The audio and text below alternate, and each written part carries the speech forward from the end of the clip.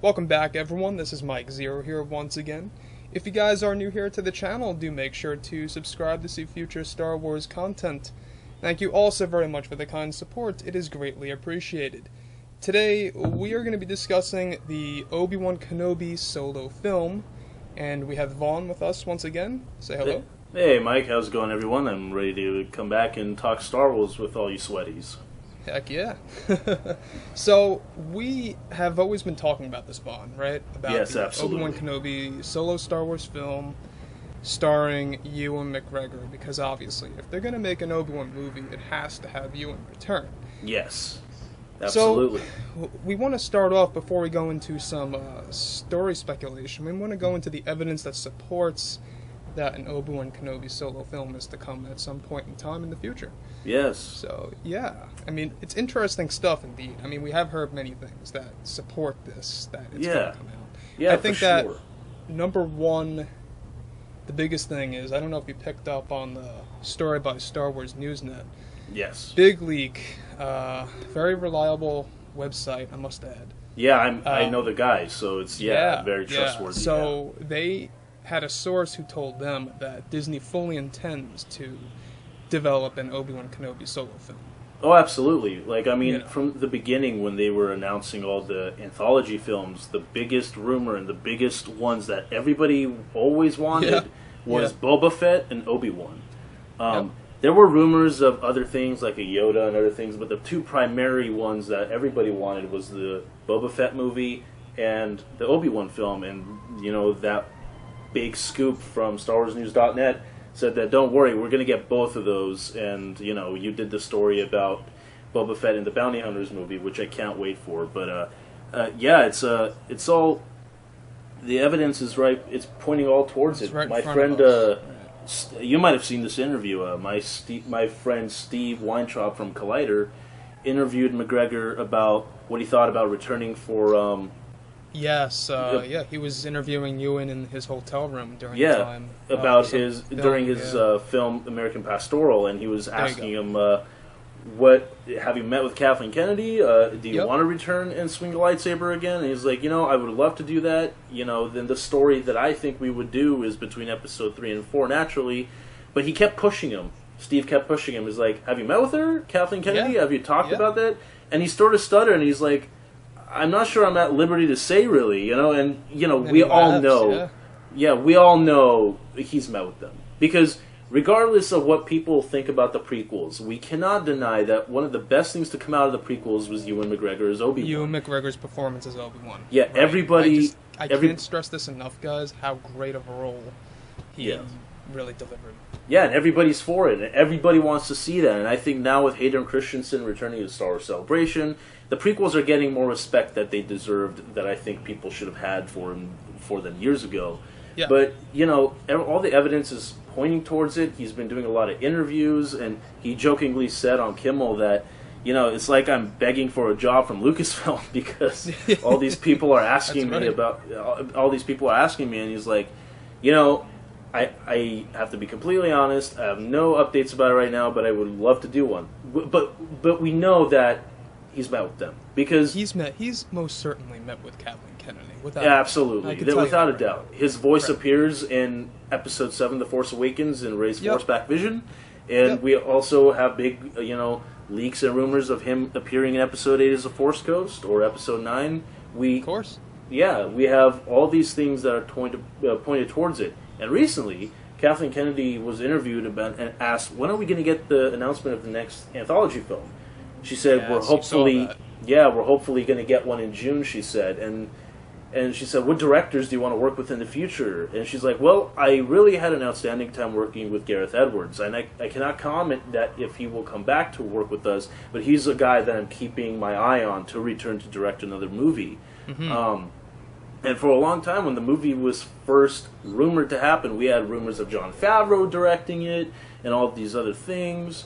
you know, all these names attached to it. But if Gareth does it, you know, I'd be all for it. He did an amazing job. I'd be all for it too. He's an excellent director. He really, in my opinion, he pulled it off very well for Rogue One. Yeah, it was basically... So if he were to be chosen for, you know, Obi-Wan, I'd be fine with it. But I think I personally would prefer a new director to just get a new feel for Yeah, me too. I love the idea that all the different movies have different directors to bring their own style to it.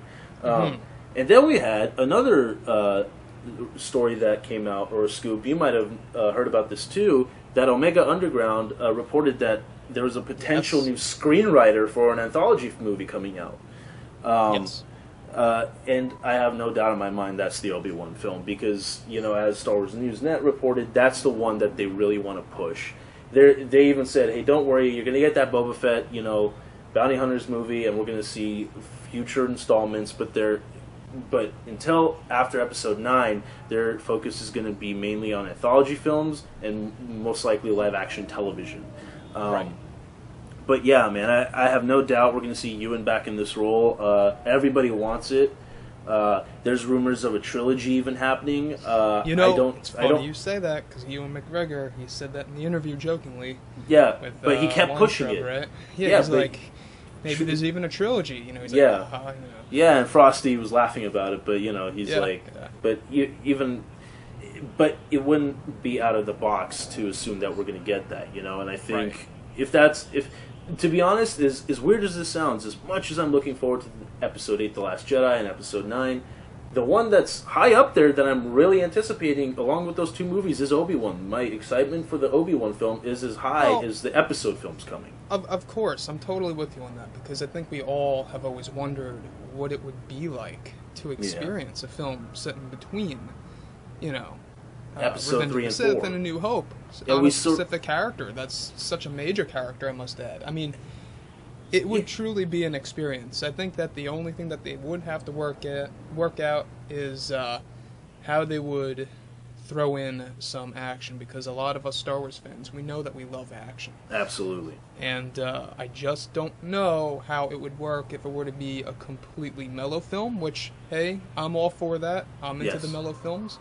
But this is Star Wars. You got to have a degree of action in there. Absolutely. And I think that could definitely that definitely has the potential to add in a new villain for Obi-Wan. Yes. You know.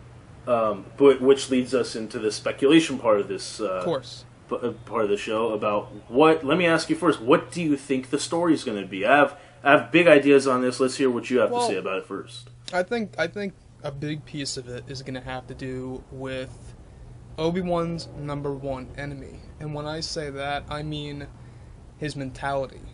And I think that's going to have to do with monotony. Him living through each day as a routine, and we do know that this is where he's going to be for years upon years, watching over this boy, Luke Skywalker. And I think there's going to be a lot of dramatic sequences, as we saw in the Marvel comic, where, you know, Owen Lars, he hates Obi-Wan. He kicks him out. He doesn't want him anywhere near Luke Skywalker. He even claims that he's killed enough Skywalkers already. Yeah. And, you know, well, technically, we know that he did. Technically, he was left the Skywalker to die on the planet of Mustafar. Right. Yeah, and even in Episode 4, A New Hope, he calls him a crazy old wizard. Yep. That's exactly it. Yeah. My thoughts on the story is, you know, here, like I said it on the previous episode I was on, here comes my filmmaking cap, because we have to put these on to, like... All right, guys, get ready. this is the part where, as a filmmaker, it comes out of me, because if I was going to direct this is how I would do it. But... You know, and I don't think it's going to be far off, though, because, you know, there's a lot of... We've been hearing a lot of rumors recently from trusted sources that the movie's going to open really dark. Very dark. Which leads me to believe that the opening of this film with the main titles, or how they're going to, you know, if this is even going to have a crawl, you know... I personally don't think there will be. I don't think so. But because I think, you know what? Rogue One didn't, so... Which I was perfectly fine with. I was fine with that. Yes. So, what I think is, during the title sequence, or the main title sequence, we're going to see yet again, and I think it's very important. Like you said, this movie is going to be mainly about his mentality and where he's in the state of his mind. Yes, I think this his number one enemy. Yes, I think this movie is going to open up with him chopping off Anakin's legs. I believe that we're going to follow him, leaving him on the planet of the Mustafars. So in Episode 3, we see him leave, and then we see the Emperor come down and rescue him. And we see Obi Wan leave on that ship. But we don't know what happens after that, besides that little conversation they have about the kids, and then him going to exile. I think the movie's going to open seconds after that moment. Because you're talking about the mentality. He has to live every day through his guilt, leaving his old apprentice to die. Even though he had turned to the dark side, even though Anakin has become Darth Vader at this point, there has to be a tremendous amount of guilt that he just left him there to die. And for all he knew, he was dead until he found out that he was indeed the man in the suit. So, yeah, I think that's going to have a huge impact on him, and that's why I think you have to open with that. And you bring up villains, too. Villains, You need new villains. You always need new villains. And I think that we can all say that Darth Vader would not step on Tatooine and face Obi Wan Kenobi. I just don't think that's going to happen. He won't, but... Because it just doesn't make sense. Look at A New Hope. They meet once again. But I will say that I do still think Vader's going to show up in this film. Not Absolutely. I don't think we've him heard come... things like this before. Yes. We've heard leaks of this. We've heard, rumors of this. And I think he's going to show up because... He's going to show up. I think that it's going to have to do with for the audience. It'll be tough watching these two characters going through their own mentality. You'll see Obi-Wan's mentality, and you'll see Darth Vader and what he's going through on board of perhaps his Super Star Destroyer doing his thing. Yeah, and also, as we know from canon and legends, both of them have already included this, that though Darth Vader goes on all his killing missions to wipe out the remaining Jedi, and him serving the Emperor and the galaxy, he still has this grudge that he wants to find Obi-Wan and kill him. Just sort of like Darth Maul does, but Darth Maul actually goes and succeeds, as we've seen. He does encounter him a few times, but even though Darth Vader won't step on Tatooine, he's still trying to find him through the ways of the Force.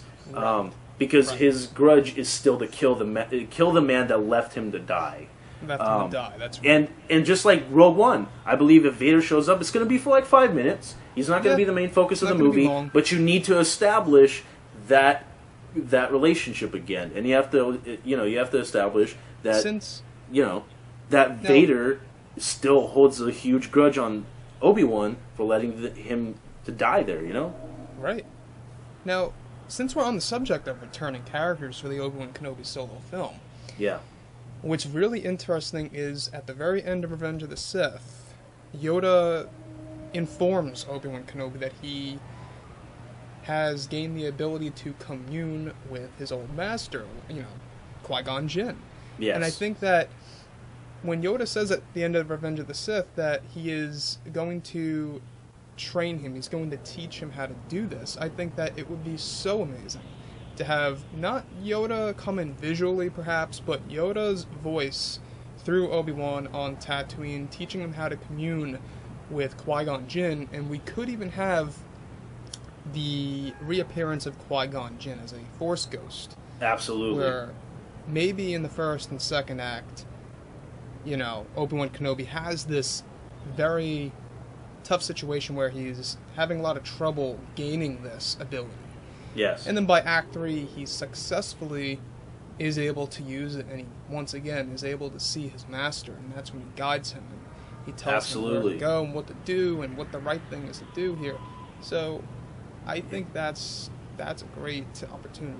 Yeah, especially when Liam Neeson has said in recent interviews that he would love to return. Everybody that, despite other movies and other franchises, everybody that has been involved with Star Wars cannot wait to have their turn to return. You know what I'm saying? Everybody that was either in the prequels or the original trilogy is very enthusiastic of putting on social media that, hey, I'm ready. If you guys want me back, I'll come back. And Liam Neeson's no exception. He even said that, hey, if the story serves me to come back, I'd absolutely do it.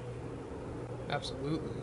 Yeah. I think that the Obi Wan Kenobi solo film is just going to really connect all of the films together in a Yes. great way. And I think It really is. It connects the prequels to the original trilogy very, very well. It's a bridge. And the two things I want to mention is that first, you mentioned that we need the action, of course, but as a storyteller, but as a filmmaker and storyteller myself, you know, it's more important to me as a filmmaker to be like, the action has to serve the story. If there's no story behind the action, if there's no motivation behind the action, it doesn't matter. I don't care how good the action is. I need the story to serve it, and I feel like this is the perfect opportunity. Yeah. But I have to address that I think if people are going to walk into this movie thinking like, oh, we're going to see Obi Wan kick ass with the lightsaber again, sure we will, but I think this movie is going to be more so a character study rather than an action film. This is going to be more of like, it's going to be more so like episodes 1 through 3. Though they had great action, those movies were character studies. And I feel like this is going to feel more like the prequels than anything else. And my second thing is we've been hearing all this stuff of, what other character are they going to bring back from the dead? And what amazing Tarkin way of reviving a character are we going to see? I believe if they want to cross this movie and make them a trilogy, I still don't know how they would do that, but I trust Lucasfilm. If they announce there's a trilogy, I would wholeheartedly trust them that they could pull it off. You could have McGregor, who already does the Alec Guinness accent perfectly. You can have him. Pulls it off great. Yeah, you can have him mocap and then replace him with a digital Alec Guinness because of how amazing Tarkin looked. We know that they can bring Ben Kenobi back. So I think that'd be amazing to see that. Maybe in an epilogue. Who knows? Since it's a that'd main be great. character, of course, a whole lot more work would have to go into it, more so than it was for Tarkin. Yes. But given like years from now, like I think the technology is just going to only improve.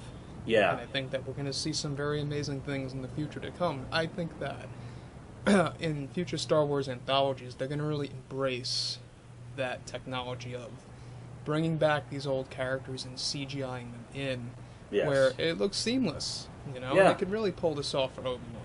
Because with Tarkin, you know, you thought like, you know, from the teaser we saw that one TV spot behind his head, and in the movie, you know, when we see him, the first shot is that shot behind the head, and you're like, oh, cool, we're gonna have a Tarkin standing there, and you know, but no, man, they go close up on him. They give him a close up. He's like a main integral character of the plot. So if you can do that, then I'm sure. Yeah, I'm sure you had the digital man fire Krennic. So you know, so you could have Obi-Wan be the same thing. And you could make it even more of a spectacle by having the Alec Guinness Obi-Wan in a substantial amount of time in the movie. That'd be like a huge thing to pull off. Oh, yeah. Yeah. So, I think those are my thoughts about the movie. And, you know, the thing, you know, the one last thing I should mention is I should shout out to my friends at Collider Video, who also talked about this story about why didn't Ewan McGregor show up at Star Wars Celebration Orlando. Yeah, it's a little interesting, isn't it? When all of these, you know, returning casts from the prequels returned, and you know you had Liam Neeson. I do want to drop something here quick. Yeah. Reportedly, he was at Disney. Yeah. Disneyland. I've been hearing that too. Disney World in Orlando. Yes. Yeah, I've been hearing that. I don't know how true that was, but I heard that from a couple people. Yeah, I've been hearing the same thing from people that went, and you know. You have Liam Neeson and Sam Jackson sending in iPhone recorded video messages to the fans, and you know, everybody said that Vahn, you're probably overthinking this, but you cannot deny that the absence of Ewan McGregor at Celebration stuck out like a sore thumb. Right? Yeah, and I believe if we're going to get that announcement, most likely at D23 with the new Last Jedi trailer. Oh, it's coming! It's coming. Yeah, I believe that they held him off so he could be the one to go on stage by himself and let him have his moment. And I think that'd be a perfect way to do it. Yes, I think you just nailed it to a T there.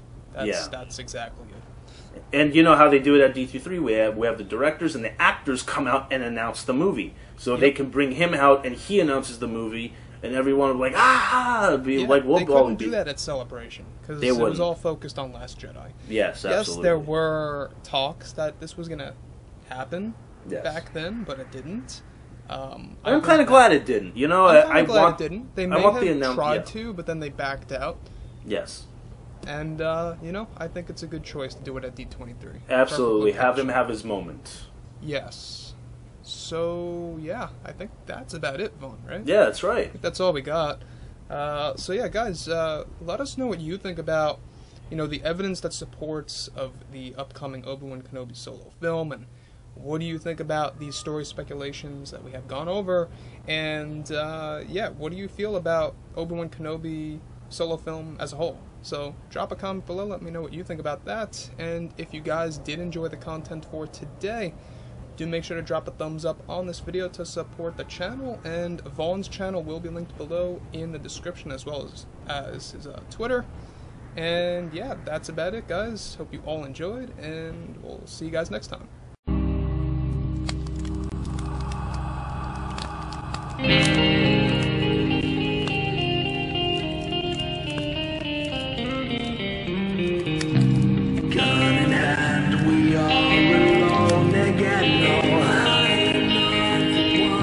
From night to moon, we hear them moans again. No.